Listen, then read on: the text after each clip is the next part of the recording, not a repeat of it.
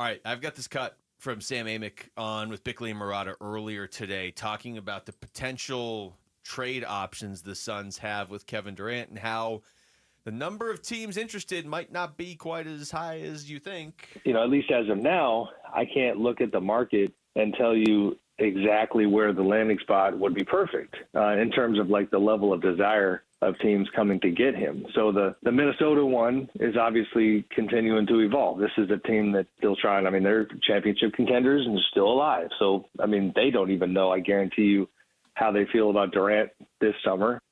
From there, the Houston option, honestly, and I reported on this the other day at our place, is, I mean, they love Kevin. It's zero disrespect. He's an incredible player and a legend. But his age and his timeline, in terms of how the front office sees it, does not match up with what they're doing. So you see some of these places where we assumed he would go that might not be the case. Then you do start wondering, is there any chance he's back? And that's probably why Brian is kind of framing it the way he is. Yeah, once again, the one thing you don't want to do is make every other team in the association believe that you have to move Kevin Durant, that you must move Kevin Durant, that you are desperate to move Kevin Durant. Even if you are, you can't make them think that. No, and there's only so much you can control in basketball, right? I mean, there's just it's a different league than the other leagues. Even with like the Luka trade, right? As ridiculous as that trade was, the only part of the ridiculousness that I can kind of understand was if we shopped him to a bunch of teams, he may have found a way to block the trade, essentially. It's the only part of it. It doesn't justify it. It's still a horrible trade. They'll never live it down as far as I'm concerned. Even the NBA can just keep feeding them the first pick over. It's not going to change it.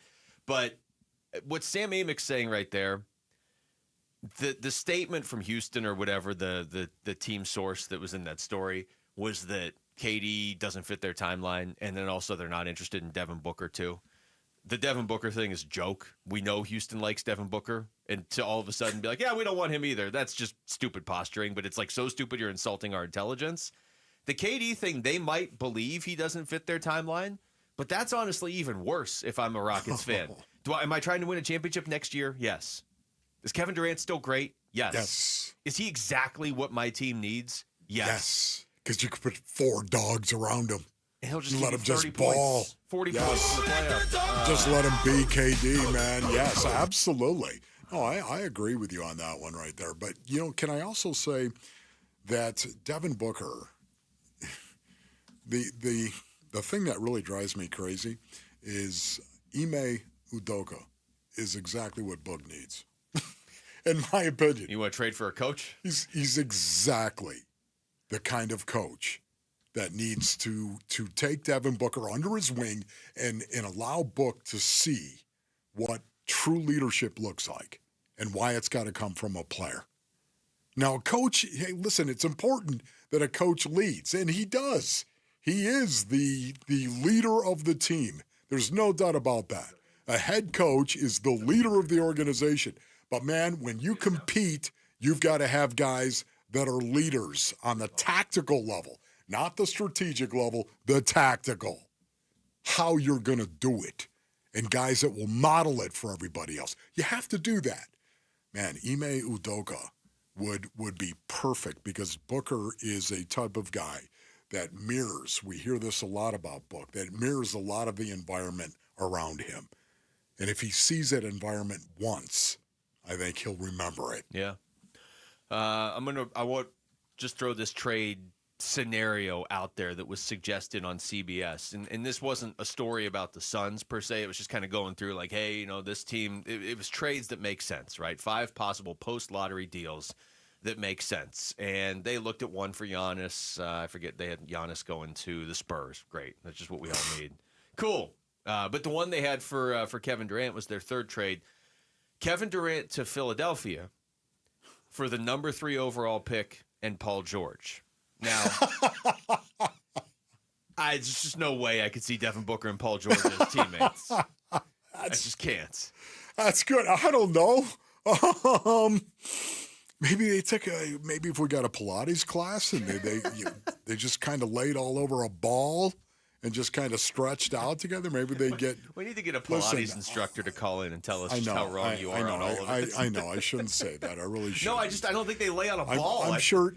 No, they do lay on a ball. Do they? Luke. Yes. I thought they did They do different exercises laying all over a ball. Huh. That's what Pilates is. This true, is. Rick, are you a big Pilates guy? I don't know. Should I get Lauren? Okay, please stop it.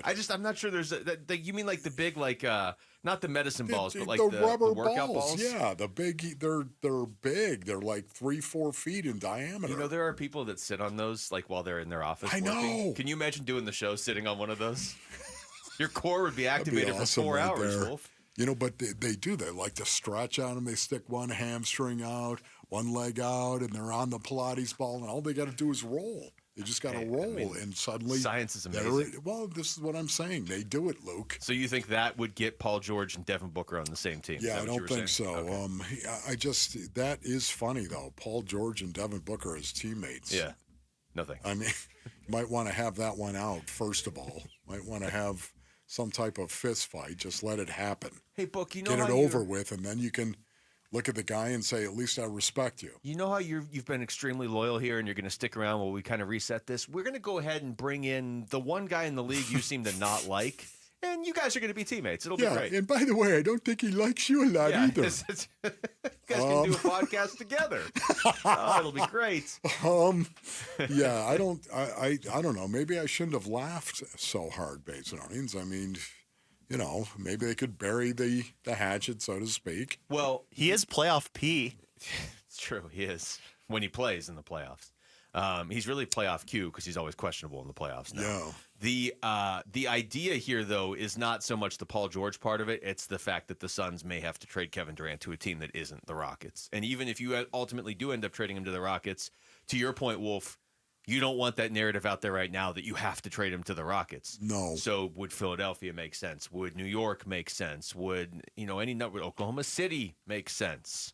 Oklahoma City would actually make a lot of sense. What if I said Derek Lively?